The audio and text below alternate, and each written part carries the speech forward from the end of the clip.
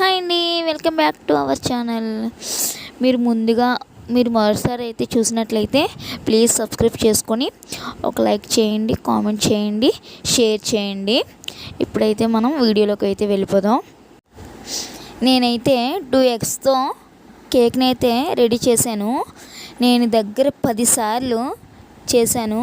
10 సార్లకి కూడా ఏదో ఒక విషయంలో సరిగా వచ్చేది కాదు. అలాంటిది ఇప్పుడు ఫైనల్గా కరెక్ట్గా అయితే వచ్చింది. ఇప్పుడైతే ఇది టిప్స్తో సహా మీకు పూర్తి డీటెయిల్డ్గా అయితే చెప్తాను. డీటెయిల్డ్గా చెప్పడం వల్ల నాకైతే దగ్గర 19 నిమిషాలు అయితే పట్టింది. మెయిన్ మనం నేర్చుకోవడం కదా ముఖ్యము. అందువల్ల లెంతీ వీడియో అయినా సరే నేనైతే కేక్ తయారు చేసి క్రీమ్ని కూడా రెడీ చేశాను. అది ఆ టిప్స్ అన్నిటిని కూడా మీతో పంచుకోవాలనుకుంటున్నాను.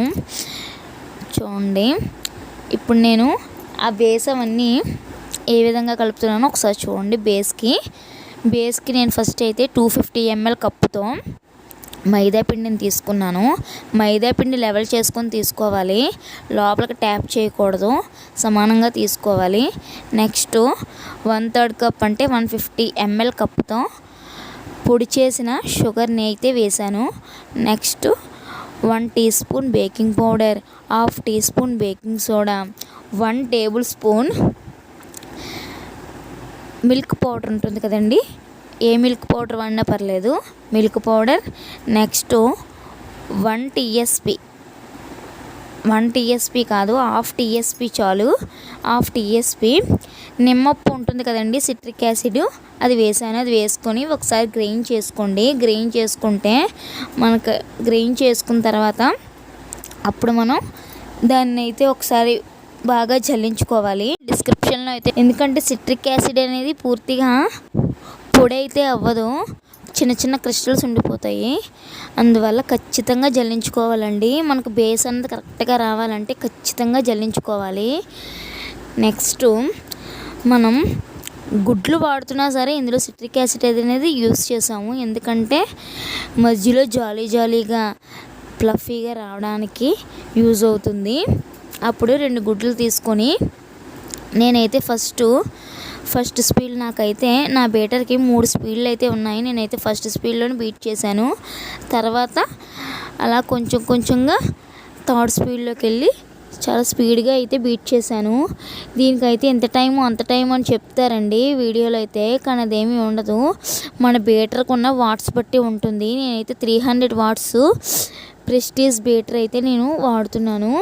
ఇదైతే నాకైతే 2100 అయితే పడింది, 2 years వారంటీతో. నేను ఇదైతే ఓన్లీ కేకులకు మాత్రమే యూజ్ చేస్తున్నాను. ఇలా ఎగ్ని బీట్ చేసుకోవడానికి చాలా వైట్గా వచ్చేయాలండి. వైట్గా వచ్చిన తర్వాతనే మనం అందులో పొడి చేసిన షుగర్ని మాత్రమే వేసుకోవాలి. క్రిస్టల్స్ కన్నా పొడి చేసిన షుగర్ వేసుకుంటే చాలా తొందరగా అందులో అయితే కలిసిపోతుంది. మనం క్రిస్టల్స్ అనేది వేసుకుంటే చాలా టైం పడుతుంది బీట్ చేయడానికి. ఒకవేళ బీట్ అవ్వకపోతే మనకి కేకు అయిపోయిన తర్వాత పైన తడిగా వస్తుంది, తడిగా స్టిక్కీగా అంటుకుంటున్నట్టుగా వస్తుంది. ఆ విధంగా రాకూడదు అంటే మనం వేసుకున్న పొడిని కూడా పూర్తిగా బీట్ అయిపోవాలి, అందులో పూర్తి కలిసిపోవాలి. అది బీట్ అయిపోయిన వెంటనే 1 టేబుల్ స్పూన్ ఆయిల్ అయితే వేసుకున్నాను. అది ఏ ఫ్లేవర్ లేని ఆయిల్ మాత్రమే వాడాలి. అది కూడా పూర్తిగా అందులో కలిసిపోవాలి, బీట్ అయిపోవాలి. బీట్ అవ్వకపోతే అది కూడా నూనె అన్నది పైకి తేలిపోతుంది. అందువల్ల పూర్తిగా బీట్ అయిపోవాలి. పూర్తిగా బీట్ అయిపోయిన తర్వాత మనకైతే ఇదైతే రెడీ అవుతుంది. మెయిన్ మనం దీన్ని కూడా 3 స్పీడ్లు ఉన్నాయని చెప్పాను కదండి, అందులో మనం ఫస్ట్ స్పీడ్లో ఎక్కువసేపు బీట్ చేసుకుంటే సరిపోతుంది. ఈ విధంగా రెడీ చేసుకుంటే సరిపోతుంది. అప్పుడు మనం ఆల్రెడీ జల్లించి పెట్టుకున్న పిండి అయితే ఉంది కదండి, ఆ పిండిని ఒకేసారి కాకుండా వీలైనంత తక్కువగా, చాలా తక్కువ వేసుకుంటూ కట్ అండ్ ఫోల్డ్ మెథడ్లో మనం కలుపుకుంటే మనకి ఆ ప్లఫీనెస్ అన్నది ఉంటుంది. ప్లఫీగా పొంగింది కదండి, ఆ పొంగు అన్నది పోకుండా స్లోగా అయితే మనం కలుపుకోవాలి. మీకు వీడియోలో అయితే చాలా ఫాస్ట్గా చూపిస్తున్నాను కానీ నేనైతే చాలా స్లోగానే కలుపుకున్నాను. అది కూడా కట్ అండ్ ఫోల్డ్ మెథడ్లోనే కలుపుకోవాలి. మనకి ఎటువంటి బుడగలు లాంటి వాటి ఉండిపోకుండా ఎయిర్ అంటే లోపల ఉన్న ఎయిర్ బయటకు పోకుండా ఉండాలి. ఫ్లఫీగా ఉంటుంది అలాంటప్పుడే. కాబట్టి మనం స్లోగానే ఎన్ని బ్యాచెస్ వీలైతే అన్ని బ్యాచెస్లో మనం పిండిని అయితే స్లోగా ఇలా స్పాచులాతో మనం దాన్ని కలుపుకోవాలి. కలుపుకున్నాక మనం ఆల్రెడీ ఇందులో ఎసెన్స్ అయితే ఇంకా యాడ్ చేయలేదు కదా, ఇందులో అయితే స్కిప్ చేసినట్టు ఉన్నాను. ఎసెన్స్ అయితే వాడాలి. ఎసెన్స్ కూడా కొద్దిగా వాడి వేసుకోవాలి. 1 టీ స్పూన్ వేసుకుంటే సరిపోతుంది. ఎగ్ స్మెల్ రాకుండా మాత్రమే మనం వేసుకుంటున్నాము. అది ఎగ్లెస్ అయితే అది కూడా వేసుకోనవసరం లేదు. కాకపోతే మనకు టేస్ట్ కూడా ఉంటుంది కదా, టేస్ట్ కూడా ఫ్లేవర్ అనేది ఉంటుంది అనేసి మనం ఎసెన్స్ వాడుతాము.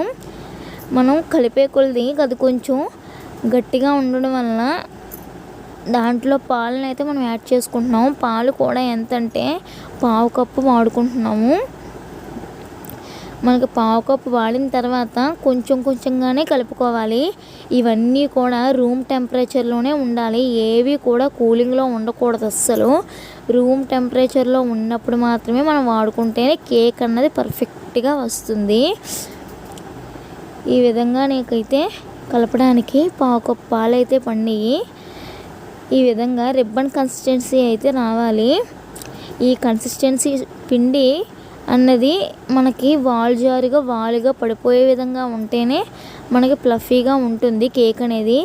లేకపోతే కొంచెం గట్టిగా ఉన్నా సరే ముద్దలుగా ఉంటుంది. ఈ విధంగా పలుచగా ఉంటే సరిపోతుంది. మనకి ఆ 1/2 కప్పు వేగా కొన్ని పాలు అయితే మిగిలిపోయినాయి. నెక్స్ట్ నేను ఆల్రెడీ ప్రీహీట్కి అయితే ముందుగానే పెట్టేసుకున్నాను. మనం కలిపే ముందే 10 మినిట్స్ ముందే ఒక అల్యూమినియం పాత్రని అయితే తీసుకొని దాంట్లో ఒక స్టాండ్ పెట్టి దాని మీద మూత పెట్టేసి అయితే మనం ప్రీహీట్కి అయితే ఫస్ట్గా ఖచ్చితంగా ప్రీహీట్ అయితే చేసుకోవాలండి. ప్రీహీట్ 10 to 15 మినిట్స్ లో ఫ్లేమ్లో మాత్రమే చేసుకోవాలి. కేక్ అంతా మనకి లో ఫ్లేమ్లోనే బేక్ అవ్వాలి. అంతేగాని కొన్ని వీడియోల్లో మీరు వినే ఉంటారు, నేను కూడా చాలా వీడియోల్లో విని మీడియం అని ఒకసారి, హై ఫ్లేమ్ అని ఒకసారి, లో టు మీడియం అని ఒకసారి, అవన్నీ అటు ఇటు మార్చే కొలది మనకి కేక్ అయితే కరెక్ట్గా బేక్ అవ్వదు. మనకి ఈవెన్గా బేక్ అవ్వాలి అంటే లో ఫ్లేమ్లో మాత్రమే ప్రీహీట్ దగ్గర నుంచి కేక్ చివరి వరకు బేక్ అయ్యే వరకు కూడా మనం లో ఫ్లేమ్లోనే ఖచ్చితంగా పెట్టుకోవాలి. నెక్స్ట్ మనం రెడీ చేసిన బ్యాటర్ని మనం కేక్ టిన్ ఉంటుంది కదండి, ఆ కేక్ టిన్ అయినా పర్లేదు, అలాగే స్టీల్ గిన్నె పర్వాలేదు. దానికైతే నేను ఆయిల్ అప్లై చేసుకుని దాంట్లో స్పాచులా సహాయంతో కొంచెం కూడా గిన్నెలో వదలకుండా మొత్తం అయితే అందులోకి బ్యాటర్ని అయితే వేసేసుకున్నాను. ఆ బ్యాటర్ని వేసేసుకొని దాన్ని 3 to 4 టైమ్స్ ట్యాప్ చేసుకున్నాను. ట్యాప్ చేసుకుంటే ఎయిర్ బబుల్స్ ఏవైనా మధ్యలో గ్యాప్స్ ఏమైనా ఉంటే అవన్నీ పోతాయి. దాన్ని తీసుకువెళ్ళి నేను ఆల్రెడీ ప్రీహీట్ చేసుకున్నాను కదండి, అందులో అయితే పెట్టి మళ్ళీ దాని మీద మూత పెట్టేసి దాని మీద బరువైంది ఏది పెట్టినా పర్వాలేదు, ఇనుపది నేనైతే పెట్టాను. నెక్స్ట్ క్రీమ్ అయితే బీట్ చేసుకోవడానికి నేనైతే సన్విప్ అయితే వాడుతున్నానండి. చాలా బాగుంది. ఇదైతే నాన్ డైరీ విప్పింగ్ క్రీమ్ని మాత్రమే మనం యూస్ చేయాలి. అమూల్ అయితే అది డైరీ విప్పింగ్ క్రీమ్ కదండి, దానివల్ల మనకి ఇలా బీట్ అవ్వదు, ఇలా క్రీమ్ అయితే మనకు రెడీ అవ్వదు. అందువల్ల నాన్ డైరీ విప్పింగ్ క్రీమ్ని మనం యూస్ చేయాలి.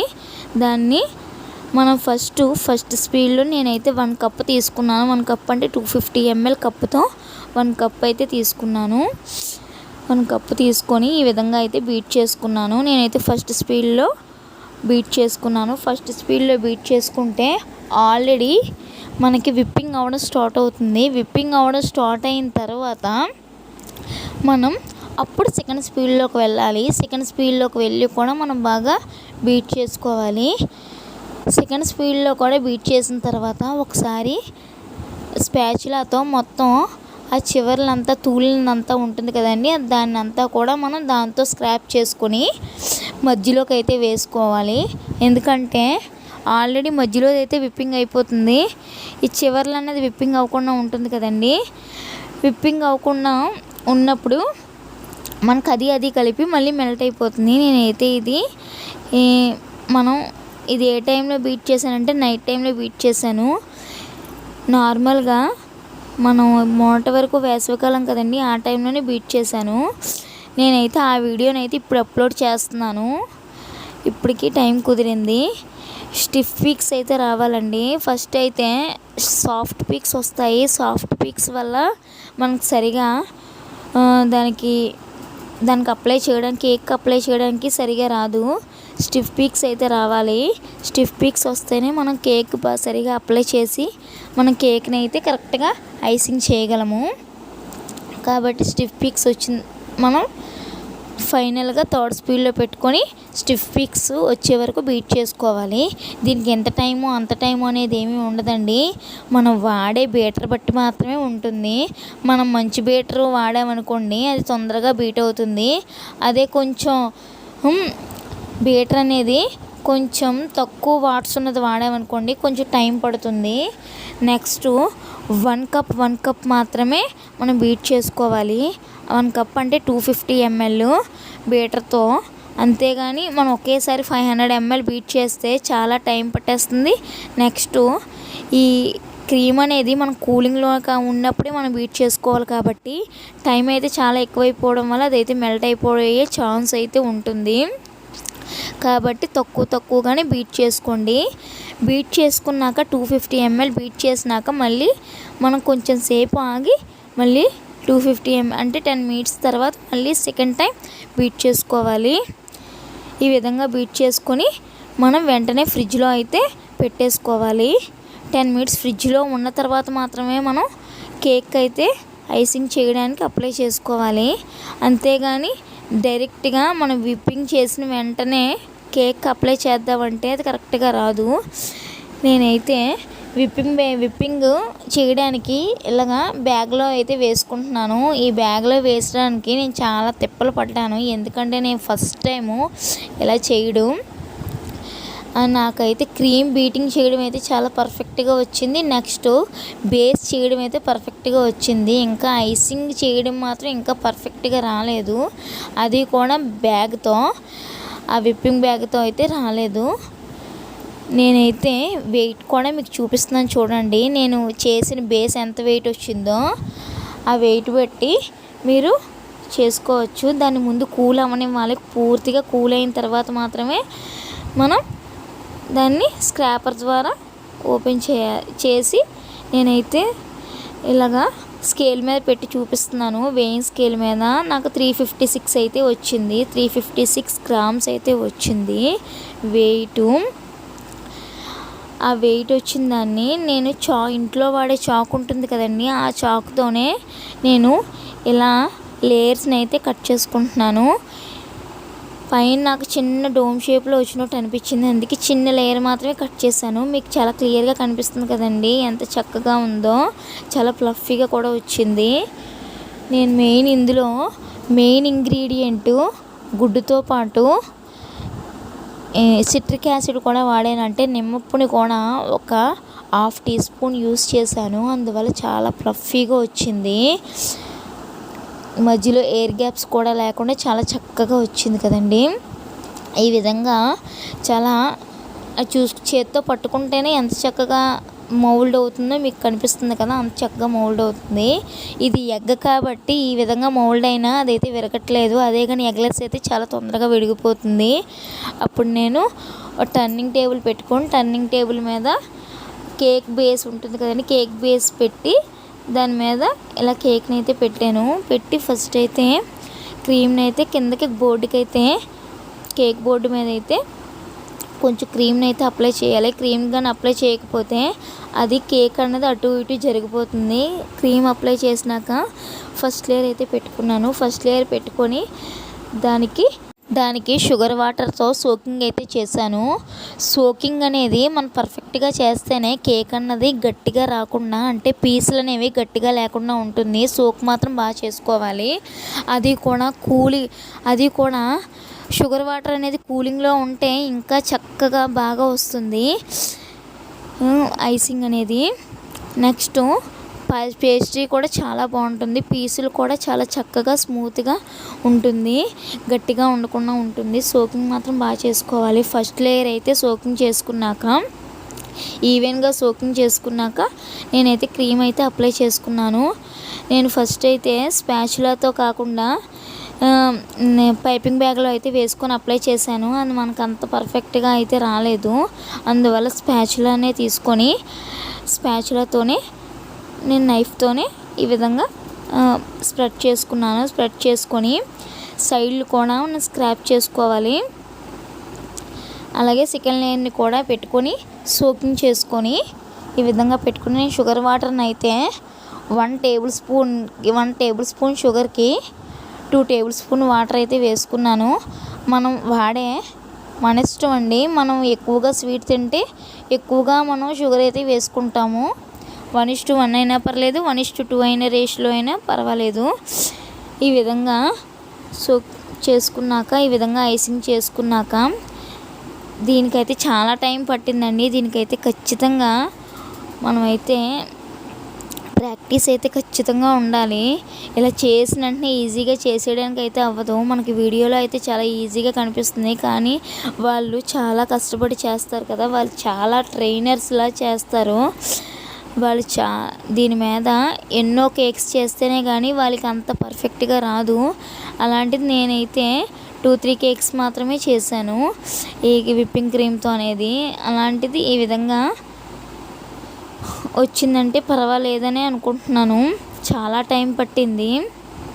ఈ టైం పట్టేలోపు మనకైతే విప్పింగ్ క్రీమ్ అనేది మెల్ట్ అయిపోతుంది కదా. మనం ఎంతవరకు అయితే కావాలో అంతవరకు మాత్రమే విప్పింగ్ క్రీమ్ని మనం గిన్నెలో తీసుకొని మిగతాది అయితే మనం అందులో పెట్టేసుకోవాలి ఫ్రిడ్జ్లో. లేకపోతే మొత్తం అంతా మెల్ట్ అయిపోతుంది. సబ్స్క్రైబ్ చేసుకోండి. నెక్స్ట్ వాతావరణం బట్టి కూడా మనకి మెల్ట్ అయిపోతుంది కాబట్టి దాన్ని బట్టి చూసుకొని, ఇంకా ఏసీ ఉన్న రూమ్లో అయితే ఇంకా ఈజీగా చక్కగా మెల్ట్ అవ్వకుండా ఉంటుంది ఎక్కువసేపు. ఈ విధంగా నేనైతే చేసుకొని ఫ్రిడ్జ్లో అయితే పెట్టేసుకున్నాను. నేనైతే క్రమ్ కోట్ మాత్రమే ఇచ్చుకున్నాను. క్రమ్ కోట్ ఇచ్చేసుకొని ఫ్రిడ్జ్లో అయితే పెట్టేసుకున్నాను. ఫ్రిడ్జ్లో పెట్టేసుకొని నేను దగ్గర 1/2 అవర్ తర్వాత మళ్ళీ తీసి దానికైతే ఇలా డిజైన్ ఇచ్చాను. నాకు చిన్ని నోజిల్స్ అయితే వచ్చినాయి. నేను ఫ్లిప్కార్ట్లో అయితే ఆర్డర్ చేశాను. మొత్తం ఆర్డర్ చేస్తే నాకు టర్నింగ్ టేబుల్, ఈ నైఫ్స్, పైన స్క్రాపర్సు, ఇవన్నీ పైపింగ్ బ్యాగ్స్, ఈ నోజిల్స్ అన్నీ కలిపి నోజిల్స్ అయితే చాలా చిన్నవే వచ్చినాయి. వాటి వల్ల మనం పైపింగ్ చేయడానికైతే మనకు అంతగా లుక్ ఉండదు.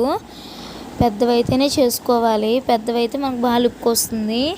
ఈ విధంగా అయితే నేను చేసుకున్నాను. నెక్స్ట్ ఫ్రూటీ కూడా వేసుకొని నేనైతే పైన గార్నిషింగ్లా వేసుకున్నాను. డెకరేషన్ చేసుకొని ఫైనల్గా పీసెస్ అయితే కట్ చేస్తున్నాను.